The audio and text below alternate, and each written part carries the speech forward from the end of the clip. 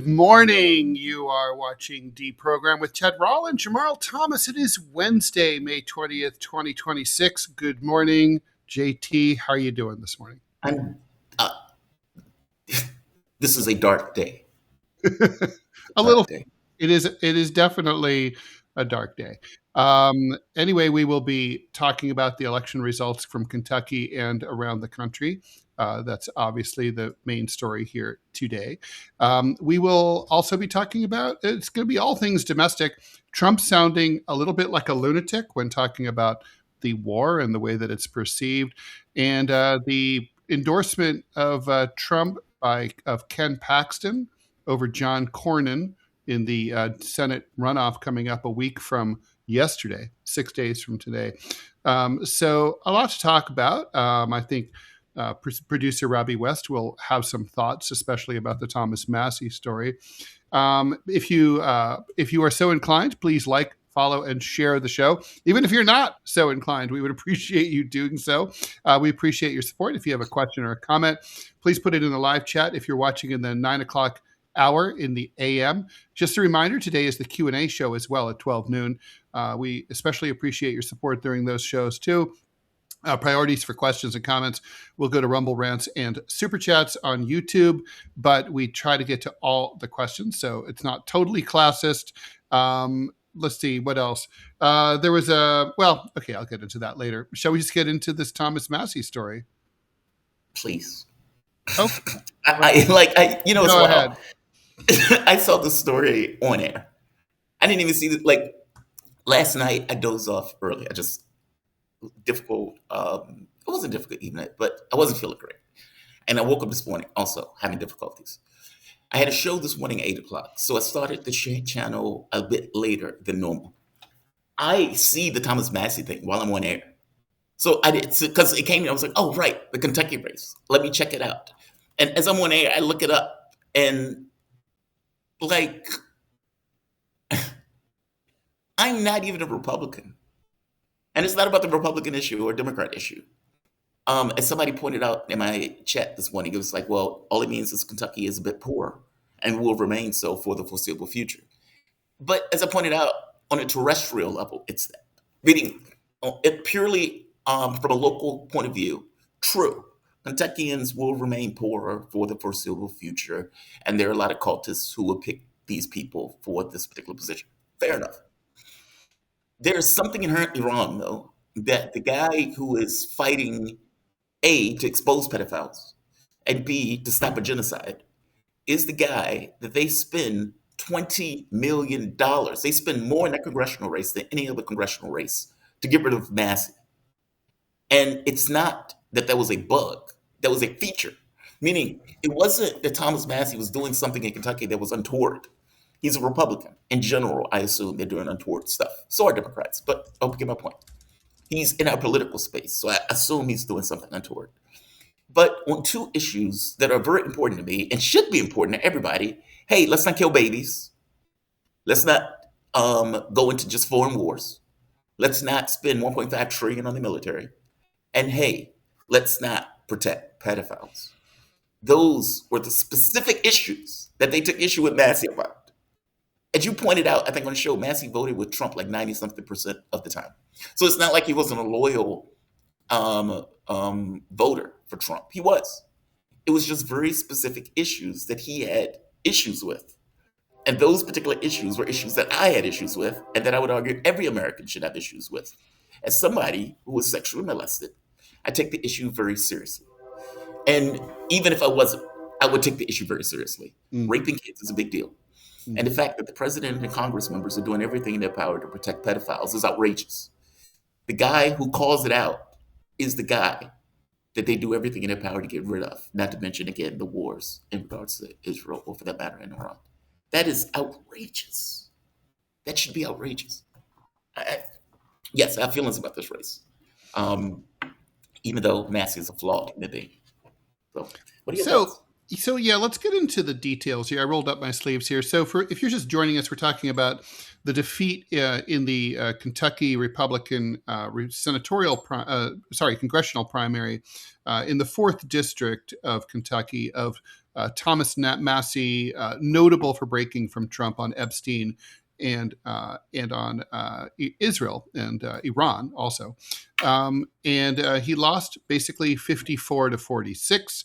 Those numbers may switch a little bit, but that's a sizable margin. Some people would even call it a landslide. I wouldn't, but it's certainly a true margin of victory. It is, as you said, JT, the most expensive congressional race in history. The last time there was a race that was almost as expensive was another attempt to get out someone who was very a big critic of Israel. So you can definitely see the thumb of AIPAC all over this. I'm a little familiar with this district. The 4th district of Kentucky is basically the suburbs of southern. Cincinnati is right up on the Ohio River. It's in Ohio, but the Cincinnati suburbs extend across the river into Kentucky, into Covington, which is actually a liberal oasis, in Kentucky. And then you basically see the suburbs sort of sprawl around. It looks like, if you didn't know Kentucky, you'd say, well, this is probably, farmland, but it ain't. It's definitely suburbia. It's suburban sprawl. And you can sort of see the difficulty for someone like Thomas Massie in holding that district anyway. And you can see why the outside money thought, okay, this guy might be vulnerable.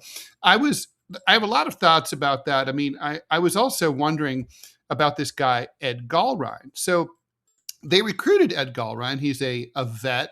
There's no other way to put it. I mean, he's definitely, even by congressional standards or congressional candidate standards, a very stupid man.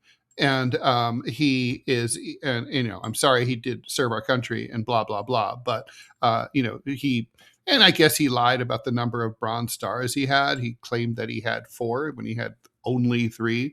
I mean, 3 still good. But anyway, the point is, this guy, he has no political experience whatsoever. He doesn't really seem to have any idea other than just, I'm a conservative, I'm MAGA, I'm pro-Trump. And, yes, money buys elections, and money bought this one. But, we're going to see what happens I'm curious what's going to happen in the general election here.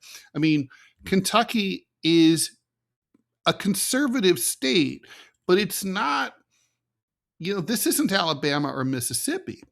This is it's a better educated, more moderate, Ohio influenced kind of place.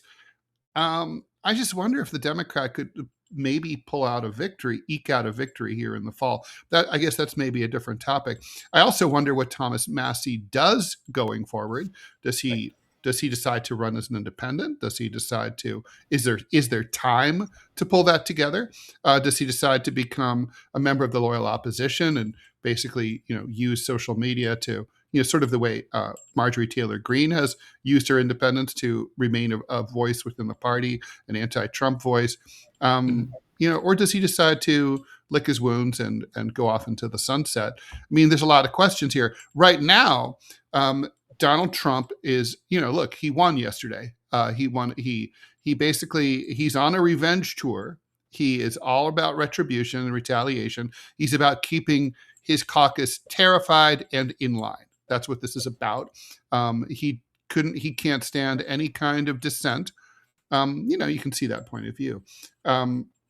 It's interesting to me that he made, Trump had no interest in trying to bring Massie into the fold, but this is Trump's way. Right now, Trump wins, but Trump is also at between 33 and 37% approval rating. He's underwater by over 40 points on the economy and on the war. Is this sort of one of those, like, you're winning until you're not kind of things, like enjoy it while you can? This fall, it's hard to imagine how Donald Trump, how the Republicans hold the House of Representatives. I have to say it's close to impossible. The predictions markets currently have the House going Democratic by at least 75. I've seen as high as 85% likelihood.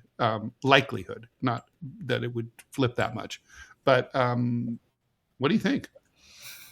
I think that they are going to get destroyed come the election. Mm-hmm. But I thought that for a while. And I thought that, unfortunately, that was, you remember in the very beginning of this term, that it felt like years ago, that people were arguing and yelling at Democrats saying, hey, what are you doing? Why are you just sitting there? Why aren't you getting involved? Why aren't you getting more aggressive, et cetera, et cetera? And I think from my point of view, it was always two reasons for it. And I'm answering the question, but I need to give a little bit of context. No, please. From my point of view, there were two reasons. One, everything that the Democratic Party did up to that point for the last, 5 years or 6 years was about Trump. Meaning they dumped any notion of we're going to have a political party, we're going to make a strong political party, we're going to put things out that people care about, we're going to deal with our own issues, et cetera, et cetera. It wasn't that. For the most part, it was Trump sucks. Trump is horrible. Trump is evil. Trump is Hitler. He's the devil. He's going to shoot this Cheney, et cetera, et cetera. And that's what they built their entire political spot on, going all the way back from the first time Trump got elected, or for that matter, when Trump was running. Initially, they thought, well, Trump's incompetent. There's no way he can win. Then when he won, it all became about Trump, even to the point of impeachment. And they wouldn't even impeach George Bush when they knew George Bush lied this country into a war. So the moment that Trump wins, and he wins a second time, okay, that's a death nail to everything that they've done up to that point, meaning your entire methodology of what you thought our political space was just died because he won twice. And this is after trying to overthrow the US government. So then I think the second thought became Trump is going to be a disaster, and let him be a disaster. Meaning if the man is going to knife himself, just let him do it. Now, from the standpoint of Democrats who are screaming at them to do something, okay, well, from their point of view, we are doing something. We're letting Trump be Trump. And we will come by and pick up pieces after Trump fails miserably. And I think that's what we're seeing. I think for all intents and purposes, what we're seeing is Trump being Trump, Democrats allowing Trump to be Trump, and it's a disaster. And mind you, I would say the same thing about Joe Biden, even though obviously Republicans were going after him. But I think in this case, I think they shot their load when he got elected the second time around. And it became clear that everything that you've done has failed up to this point. And my thought is, their thought was let Trump be Trump. He's going to be a disaster. I think he's been a disaster. And in which case, Democrats are going to sweep back into office, not doing anything, not having anything to claim as a reason for them, but purely because the other guy is just that bad. So much in American politics. There's a book, a paperback book that I picked up at a used store a number of years ago called "They Also Ran," and it's all about the people who ran for the presidency and lost. It's about their backgrounds, their politics, and everything. And it's an alternate history, right? Basically, like, what if William Jennings Bryan had been elected president? What if John Dewey had been elected president? Whatever. And frankly, it's an alternate. It's mostly, in most cases, we would have been better off. I mean, who could argue that John Kerry wasn't better than George W. Bush, or that George McGovern wasn't better than Richard Nixon in 1972, or even Hubert Humphrey wasn't better than Richard Nixon in 1968. I guess the whole point is, to be American is to be disappointed and to wonder about our fellow citizens, about why they vote consistently, seemingly often the wrong way. And we have to ask ourselves, can we not have nice things? What is up with us? Like, why? You look at the people of, you look at the people of the 4th District of Kentucky, and you're like, come on. You really, Republicans, you voted for this. If you take a look at this guy, Gallrind, who Trump backed. it's like, the chromosomes don't add up to 23, if you know what I'm saying. And like, if you look at, now you're going to like go into the general election. I think it's a woman named Donna Strange who's going to be the Democrat that Gul Ryan is going to go against. I mean, she's a pretty impressive character. The fact that she must be waking up this morning thinking, wow, I'm the underdog here. And look who I'm running against. Like, what's wrong with this picture? I know this is a bigger question than about just this race and, this place that we're at. But I mean, do we just not get to have nice things? Like, we don't get to have nice things. I mean, even MTG, like she started out as a gross thing, but she turned out to be a not gross thing.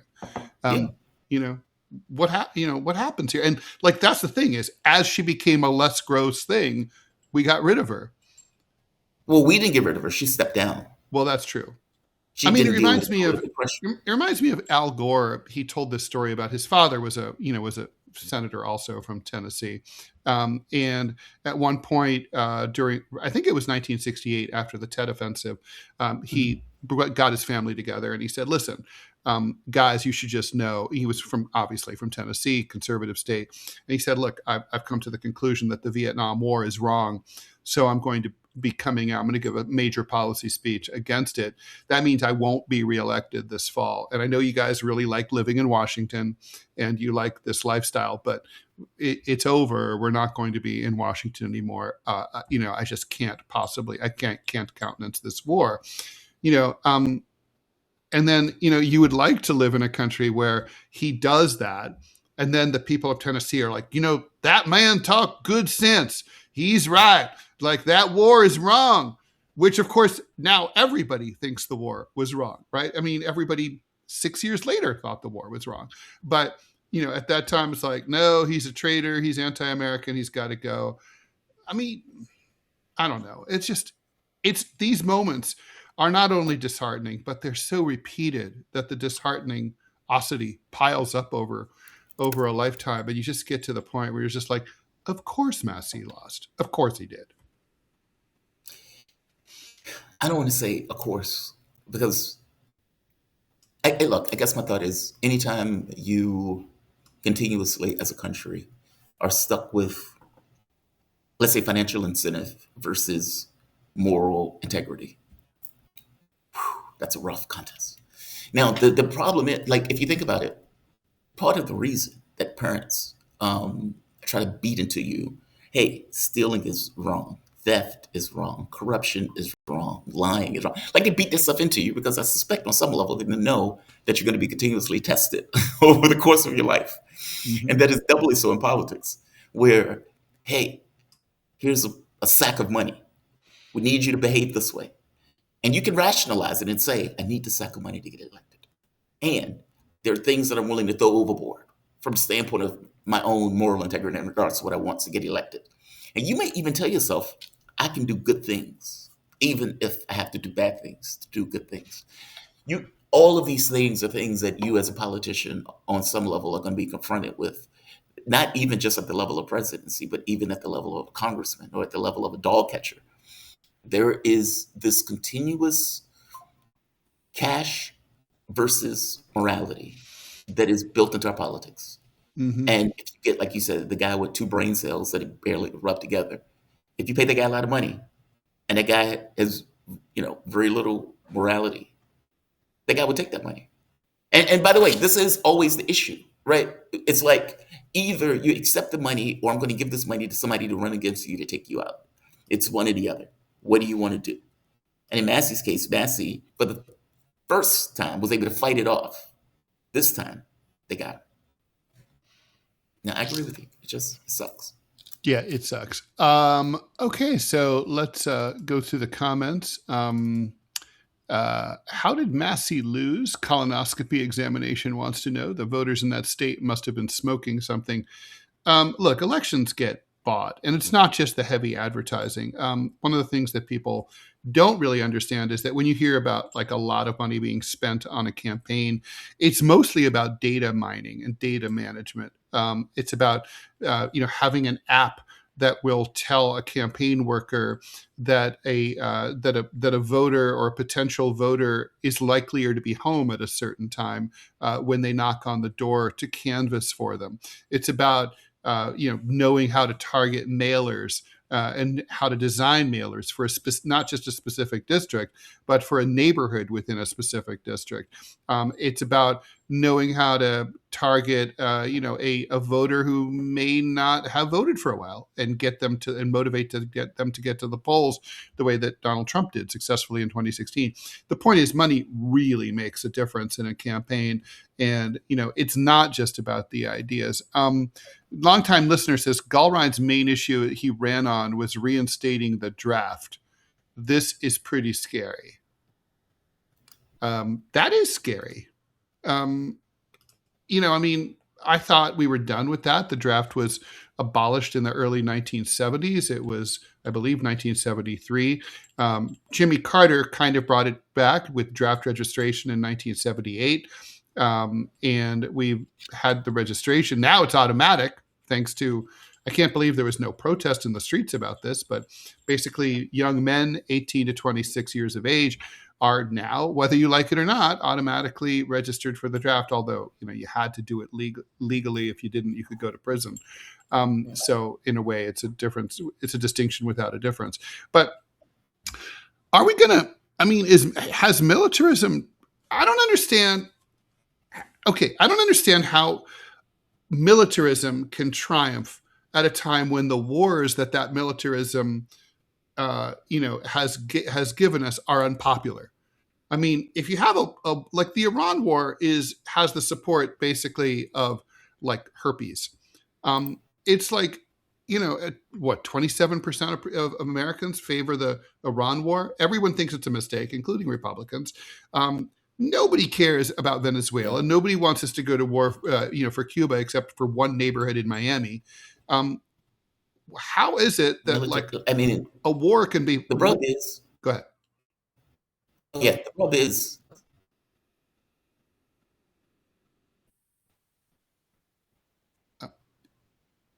No, I'm sorry. Are you frozen? I don't know if that's me or if that's that's JT. That's not you. JT, there was a lag in my system. It was but I didn't realize that you were talking. I'm so sorry. Please. JT, do you want to hit refresh? And that usually does the job. Wait a minute. Can you hear? Yeah, you got a lot of packet loss, JT. Me? Hello? Yep. Hello? Hi there. Hit refresh, JT. Yeah, while JT does that, as a right winger. Oh, there you are. I'm sorry, my system froze. Okay.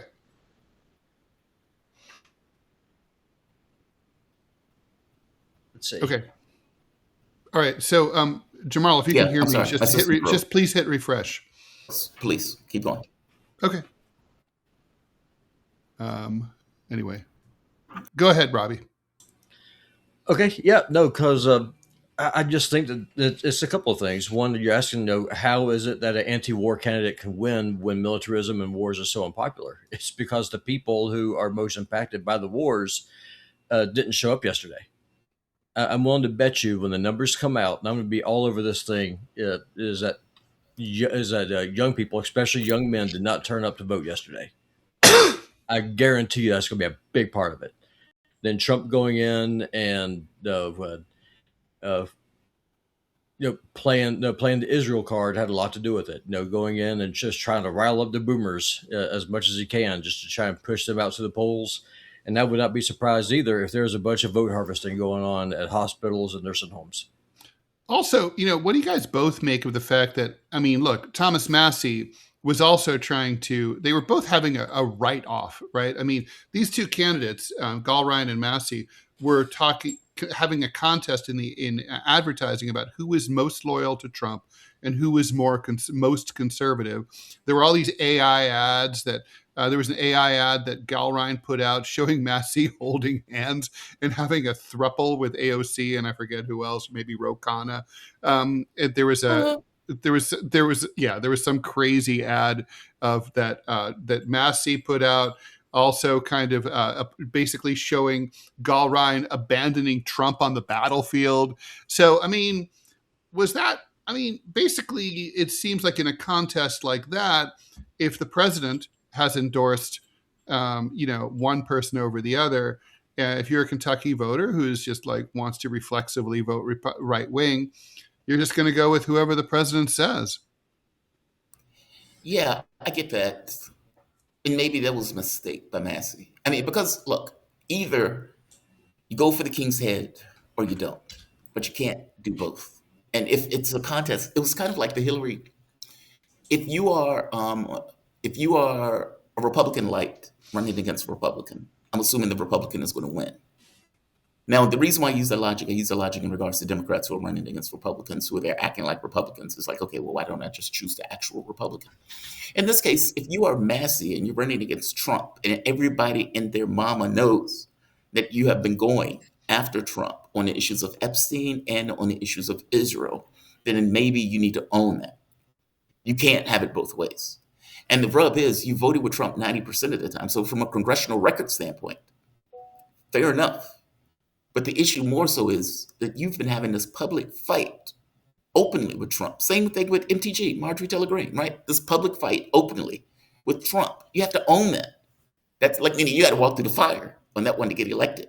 You can't half-ass it. And if that's the way Massie ran this race, because I was trying to figure out why Trump came out and said something like Massie is lying, or that the picture that Massie showed shaking hands with me is ancient. This is not where he is today. I was like, why is Trump saying that? But I guess that makes sense. If Massie was running the race, acting as if, hey, Trump and I are bros, and Trump has tweets calling him dumb and incompetent and, this horrible congressman, that's not going to work.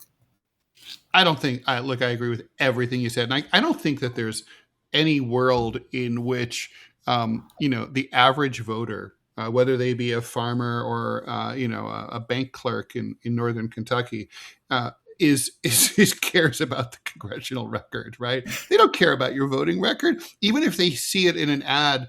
People's eyes glaze over. Voted 92%. People are like, whatever. You hear statistics all day.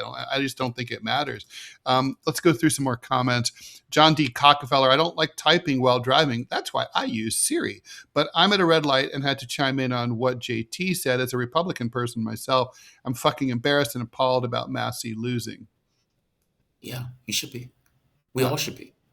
Manchild, by purging Massie's anti-war rhetoric, elevating Paxton's crooked ass, and shitting all over Americans and the economy, what does America First actually stand for anymore? Nothing. Look, I argue I'm an American Firster. I've said it before. And I mean that. But I mean that because I mean it in real terms. Getting rid of Massie, there's nothing about America First in doing that. It's not so much, it's one thing if you get rid of Massie, you put in somebody who's better, right? It's another thing where you're putting in a lunatic who's an Israeli firster. Mm-hmm. That is not American First. That's something else. By definition, it's not. Okay, Manchild, thanks for the $2. By purging Massie's anti-war rhetoric, elevating Paxton. Oh, sorry, I already did that. Oh my God, I need more coffee. Okay, Frank Field, thanks so much for the $5. I don't know what the Zios did to get Massie out of office. Oh, I do. They spent many, many millions of dollars. I heard something about a sex scandal. What massage was used to get him out? Okay, so the sex scandal was funny as shit to me. And I mentioned this the other day because somebody was like, hey, I thought you were going to talk about it. Selling a cow to pay off like a sex worker or something like that. Wait, details. Do you know the details? Because I don't. Heard about this. I thought it was the funniest thing in the world. It's like, he's selling a cow. Robbie, do you know about this? About the cow? So basically, what I know, just a high level stuff. So Massie's a farmer, and conveniently enough, he does what farmers do, and he sold a cow. Well, the person he sold a cow to decided to go all Me Too and said, well, it's because Massie sold the cow to pay me to cover up the fact that we were having an affair. Keep in mind, his wife just died like a year and a half ago, just got remarried, which Trump attacked him on again by being remarried. So, a serial adulterer With attacking Trump, someone from yeah. Trump attacked Massie because Massie got Look, remarried Trump after his believes lifetime. in marriage so much he decided to do it 3 times. But Yeah. But yeah. anyway, about the cow.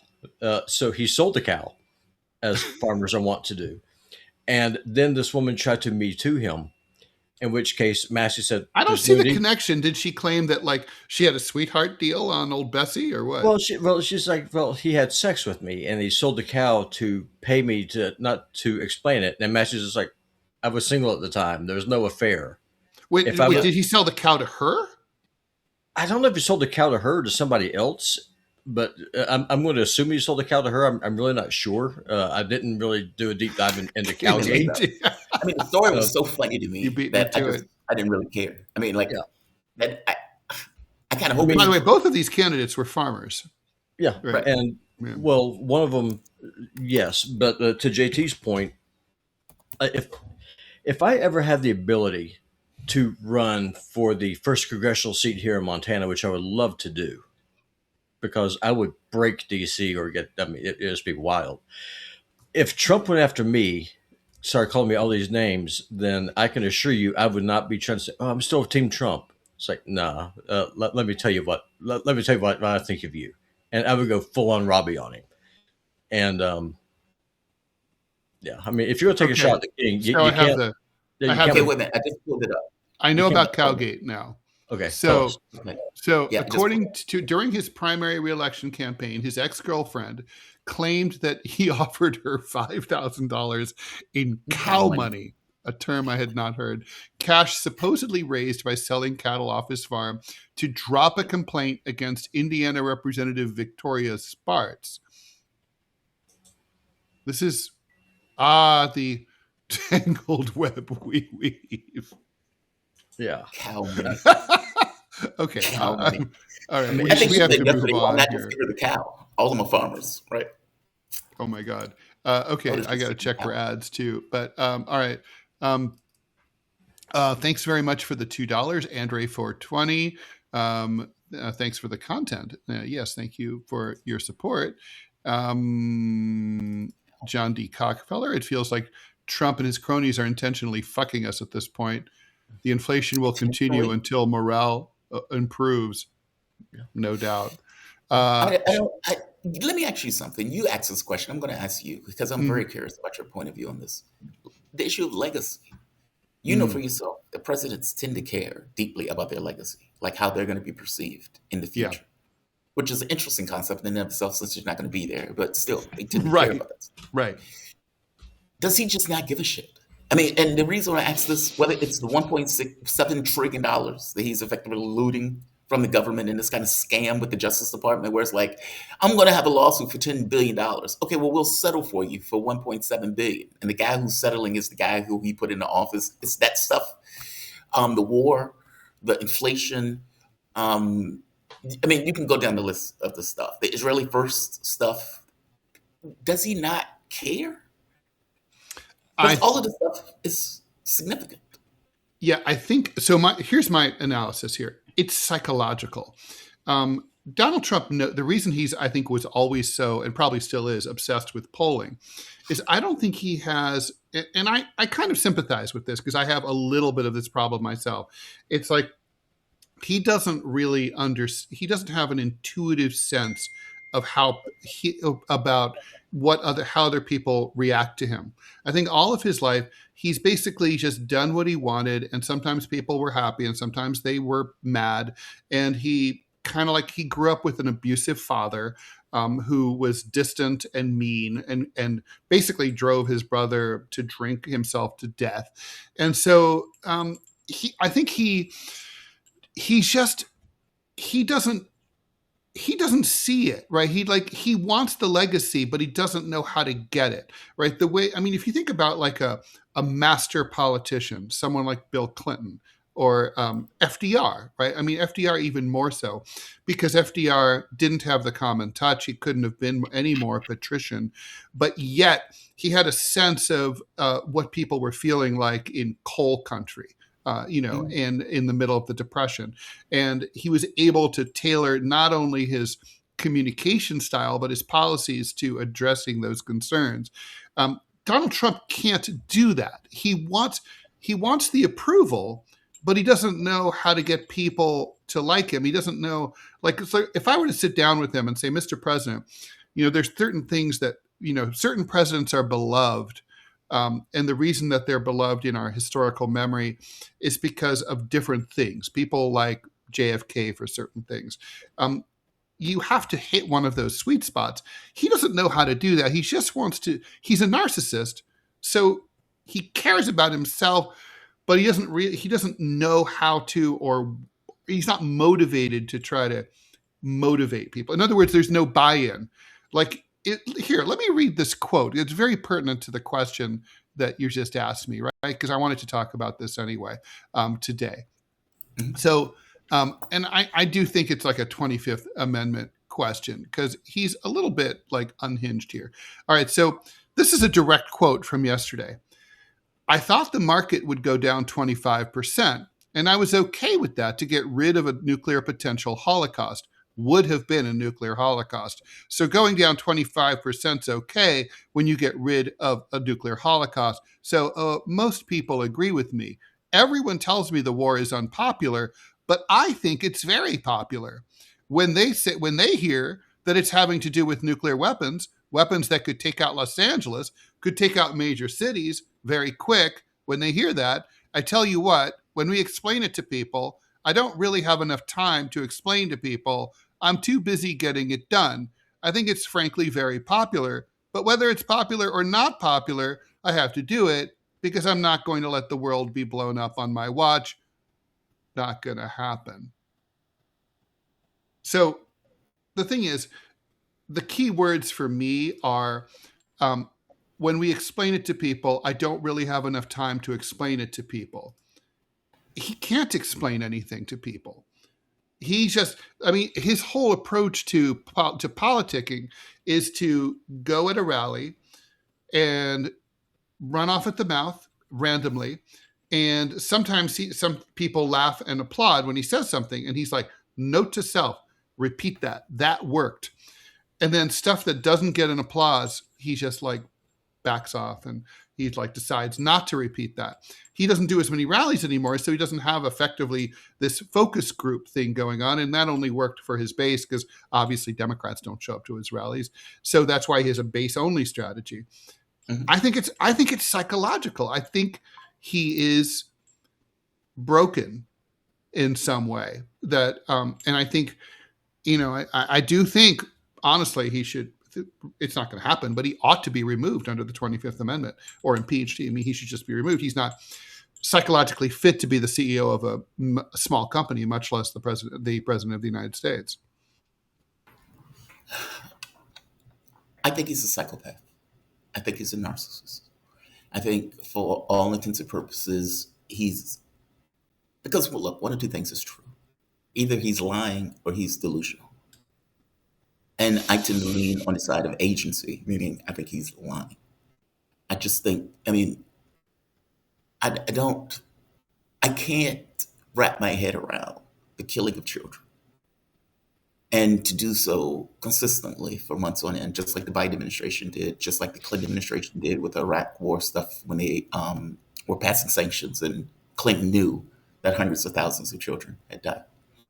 On top of that, saying you don't care about a country that you are philosophically and legally sworn to protect and to attend to. And you're like, I don't care that what I'm doing is causing all of these people pain and suffering. And then when you're confronted by it, the reality of it being very clear, meaning everybody fully understands that the polling is legit. You said you weren't going to do wars, and yet here you are embroiling us in a war. And not just a war with no consequences, a war with very serious consequences. Not just to the rest of the world, which we don't honestly give a shit about, but to Americans itself, which we do give a shit about because people can see it every time they go to the gas pump or every time they get groceries. And when you're confronted by this overwhelming reality, your response is, well, I'm trying to prevent a nuclear war, something that doesn't exist. Meaning this is not real, right? This is something you conjured up. And because of the thing And you that know, and to put a fine point on it, it's so interesting that he mentions only L.A. I mean, you know, we own globes, right? We've seen globes. If Iran had an ICBM capable of reaching the United States, LA's on the far fucking side. It's the furthest way. I mean, except for I guess Anchorage. You know, Miami would be first. DC would be first. New York would be first. Iran Not does not have a LA. nuclear weapon. And they don't have a nuclear weapon. Then they don't have an ICBM to even deliver a FedEx package if they want to. Exactly. Anyway, I'm sorry. Meaning there's no missile that Iran could shoot that would hit America. No. Hell, it would hit Puerto Rico. Not even close. No. Yeah. So like this, the basis of the argument is nonsense on its face. But it's interesting that he mentions LA because it sort of puts a fine point on the fact that it's just bullshit. Yeah.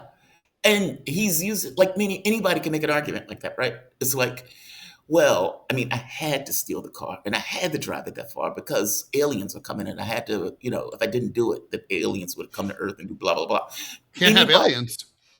Anybody can make dumb stuff, right? In order to kind of justify a particular point. The catch is, it doesn't exist. And so it's like either one, he believes it and he's just out of his mind. And yeah, should be removed. He's spinning. The man is spinning. And not like you, I give him credit for being a liar and not crazy.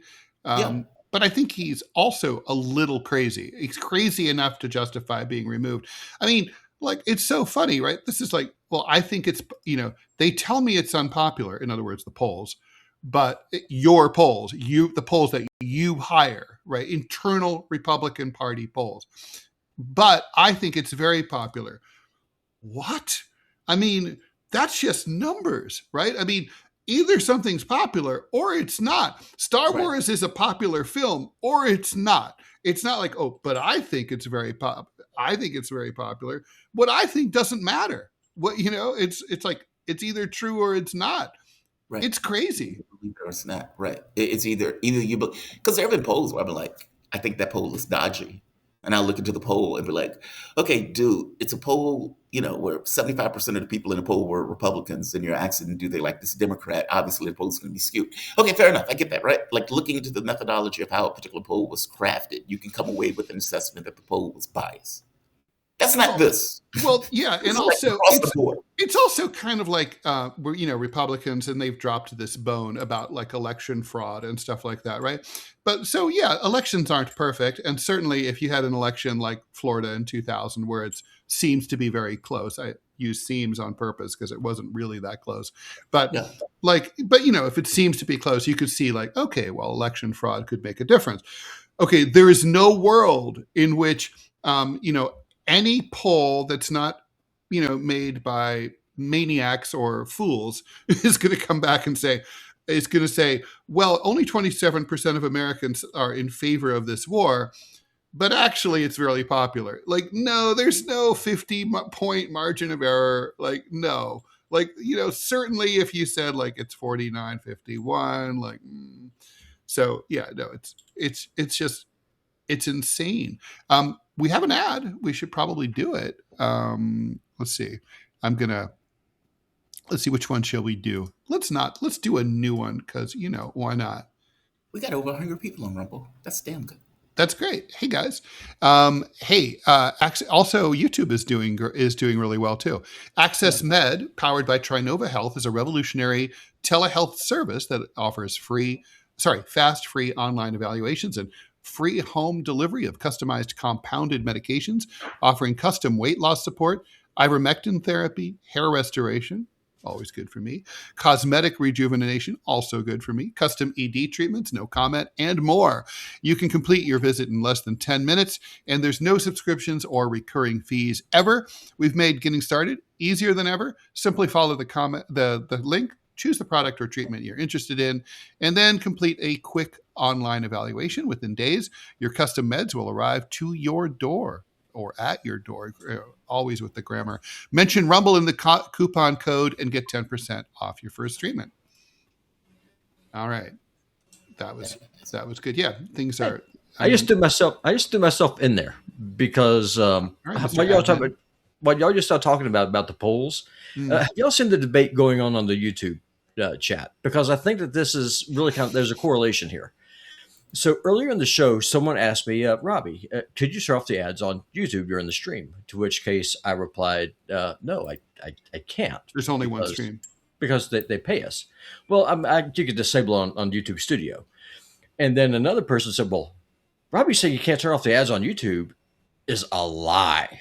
Which, depending on your point of view, it is. Because, and this is the game that the Republicans are playing. Technically, yes, I can turn off the ads. Just like technically, yes, the Republicans pretend like they are the party of pro-life. However, I don't know how you could turn off the ads. Just saying. But I have to do it through YouTube Studio. So you have to go to the back end of YouTube, go into the stream, then turn off the ads. You can't do it through Rumble Studio, but you can do it through the back end of YouTube. But itself. The Rumble ads that I just read, those are going through YouTube no matter what.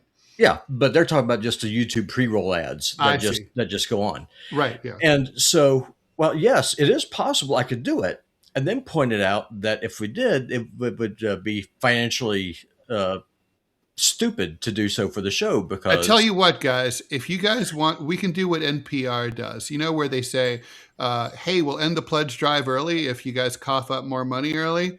Well, seriously, I'm not even kidding. This is a broke show. We are still reeling from John's departure. And if you don't want those, the YouTubers don't want those pre-roll ads, and I don't blame you at all because we're in the middle of a conversation, suddenly the ad pops up. I wouldn't want that either. If you guys want to, if we can come up with some kind of structure where you guys, cough up some donations, we can turn those off, right, Robbie? Well, we can turn them off, but there's no need because if you come over to Rumble, there's no ads during the stream. So if there are people who are politically opposed to Rumble, well, then you got to make a choice. You can pay for YouTube Red and not have ads. I like my idea. Or you can use an ad blocker and not have ads. Or you can support the show and let the ads run. But the point that I'm trying to make is that this is the same game that the Republicans are playing. You can have America first so long as it's really Israel instead. And if you support Donald Trump, who is the orange Jesus, you will get in bed with everything we want to do because it's good for us, even though we're doing things that make your cost of living higher and people hate. But we don't care that you hate it because you're going to vote for us anyway because you're stupid. I mean, that's basically that's the whole argument right here, both on YouTube and politically. And it's really just a weird little microcosm where just everything's just kind of just coming into this one spot. And it's really, really wild. I cannot wrap my mind around this. It's just how people don't understand how systems work. Well, let's do a few more comments here, and then I want to talk about this Ken Paxton situation because that's weird to me also. Just a comment from Sir Bikes a Lot. Thanks for the donation. The primary was a closed one, so the only ones voting were Republican. True. Rodney Goo, thanks for the 20 euros. Very generous. Really appreciate it. And we really need it. For the upcoming French presidential election, I am now a single issue voter. Israel. I'm voting for the most ardent anti-Israel and anti-NATO candidate, even if he's a far-right sovereignty Trump anything else. Yeah. That's I can see that point. GV man, they never really got rid of the draft. If you have to register for selective service still, I don't really get what bring back the draft even means.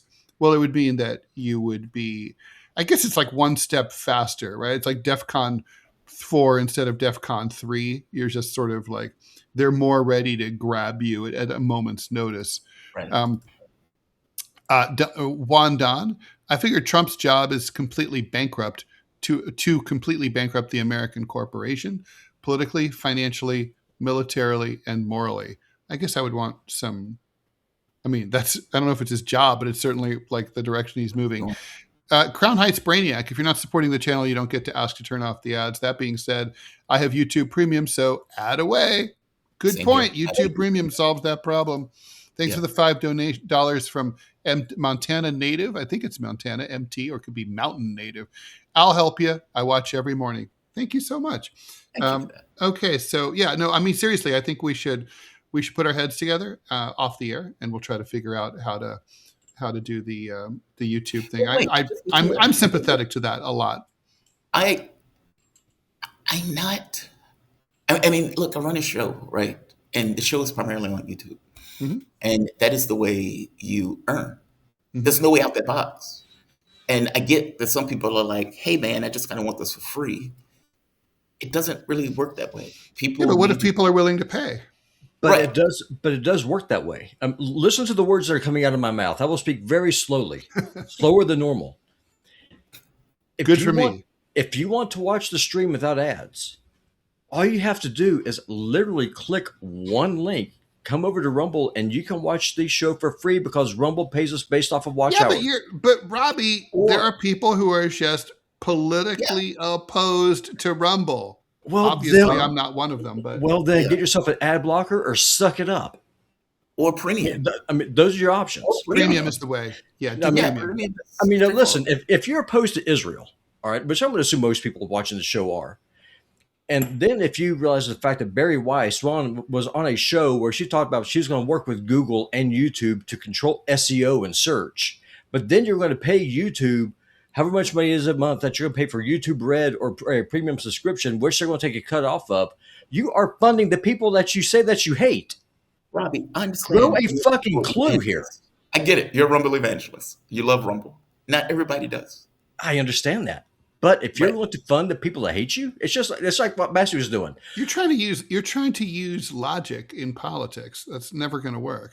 Well, it's just like Massie saying, "Oh, I'm pro-Trump." Meanwhile, Trump's attacking his dead wife and his new wife and crapping all over his character. Politics are tribal now. Politics are like team affiliations, right? But why like it's sort of like why left wingers don't shop at Walmart.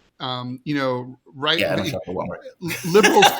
Liberals go to Whole Foods, even though actually it used to be, I don't know if it still is, it was owned by right wingers, but nobody knew that because they have so much organic stuff. I'm just saying. I mean, none of it makes any sense. Liberals don't want to go to Costco, but actually it's owned by a liberal. It's owned by liberals. McDonald's was owned by liberals, but nobody knew that. I mean, who knows? You know what I mean? Yeah, it's wild. I mean, seriously. I'm going to throw you a bone here. If you want to stay on YouTube just because reasons, and you want to watch the content for free, and by free I mean no ads, no nothing, install a Google Chrome. There are several ad blockers that you can install as an add-on on your browser. And but what will happen during the pre-roll ad? Will this show just go blank? No, it just won't show the ads. It blocks the ads because will it block the broadcast too? No, because the ads pop up on the side of the screen. Oh, okay. I thought the ads pop up on the broadcast. I thought they interrupted the broadcast. They interrupt the broadcast. I mean, depending on some of the ads, maybe. And like if it's just a full-on ad, then I mean, deal with it. They'll pick your poison. It's an ad that you have to hit skip, or an ad in general that they complain about because it changes, like it overtakes whatever is being said. It just so if you're watching live, you're suddenly like, oh man. Yeah, it just goes personally, which is why they complain. Look, this is straightforward to me, and like even beyond the logic of this is a right wing network or this is a left wing network or they do. Look, the people who are doing the job, who are either on YouTube, Rumble, Kick, whatever the hell platform that those people are effectively on, are doing a job, and the way they get paid just so happens to go through advertisements, just like on television, in the way that the people on TV used to get paid.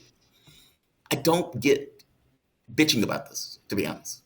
Either you get a premium that helps pay your content creator, or you give the money to the creator itself, where the creator gets to the point of saying, "Okay, we no longer need." Yeah, it's a different model, and people aren't used to it. I mean, it's funny. I mean, I think about that about music, right? Like with like when I was like buying music as a young man, it was LPs, then it became CDs. And, I was a big music fan, and I spent an average month for sure, at least $100 a month on music. And like now it's like people are like, oh, I don't want to pay I don't want to pay for music. I want to rip everything for free. And I'm like, but like we paid hundreds of dollars a month for magazine subscriptions, LPs, content. Now that market's gone away, you have to, if you want to support this art, and you want to keep your favorite bands deep in cocaine, you've got to, you've got to pay them directly. There's no other way. But people haven't adjusted that. Guys, quickly, Ken Paxton endorsed by Trump over John Cornyn. The runoff is May 26th. Who's going to win there? Republican members of the Senate are very angry at the president. Why? Well, because they think John Cornyn is more defendable in the general election, and they think it's going to become a hard seat to hold on to, with Ken Paxton being, let's just say, ethically challenged. Yes, and a weaker candidate than John Cornyn. Yeah, I mean, Trump is choosing people out of allegiance, not out of good sense. And by the way, and it's going to be to his detriment. Robbie, what do you think? I don't think it's going to matter. Really? I really don't. I think that they're both flawed candidates. I think that I don't know. I mean, where do either one of them really differ on anything? I mean, I can't. Which end of the turd do you want to hold? Yeah. I mean, at this, there's no real choice with that race. That's why we just really haven't been watching. With Massie's, you had a clear choice. You had someone who's willing to go out and say that the president is defending pedophiles, which he is. You have a congressman who's willing to go out and vote against foreign aid, not just for Israel, but for every country on earth, because the American people are doing without. That's a principled stand. But he has to be taken out. He is enemy number one, to the point where the Israelis go in and buy an election. Yeah. And then Laura Loomer, she was on All Over X last night. I don't know if you saw her. She said that the Epstein files are fake. They're not real. They're not there. It's a nothing burger. They don't exist. And that's what they're going. That's what they're going to be running on now. And as far as this other race, I mean, there's no real difference between the two to really make a difference. But I'm on X every day, as you know. Before we go, I mean, this. Sorry? No, I was just sitting in. Oh, so this alternative reality, right? Like of Laura Loomer. Do people on the right actually believe any of this stuff that like people like her say? I mean, or is it just sort of like is she just a cheerleader? I mean, they call her an enforcer, but I don't get it. It's like it hurts my brain. I mean, like I don't want to be just lied to. I have to go. It's sitting in, and I have a hard stop. You go. You guys can keep going. JT, we'll see you later. Yep. Have a good one. Yeah. No, the MAGA cultists 100% believer. No, the Trumpians. I mean, they 100% hang off of every word that she says. They are all in on it. They believe it. They believe everything that all the crap. They don't just view her as a weapon. Oh, they view her as a truth teller. Like she's a divine revelation. They're mad at the fact that she's insane, and that but they know what she's saying is not true and cannot be true. We have thank you very much for a very, very, very generous $20 donation from Crown Heights Brainiac. New rule: if you complain about ads, you are broke. Support the channel. Okay, back to the news. Yeah, I like that. No, it's just, I mean, seriously, it's first of all, how do you know that they don't believe her?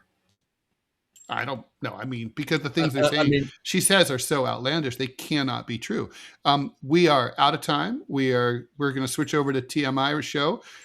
We can continue this conversation or anything we want, although we have a lot of stuff to talk about. Much lighter take on the show. Coming up right now, TMI with Ted Rall and Manila Chan, Robbie West filling in for Manila.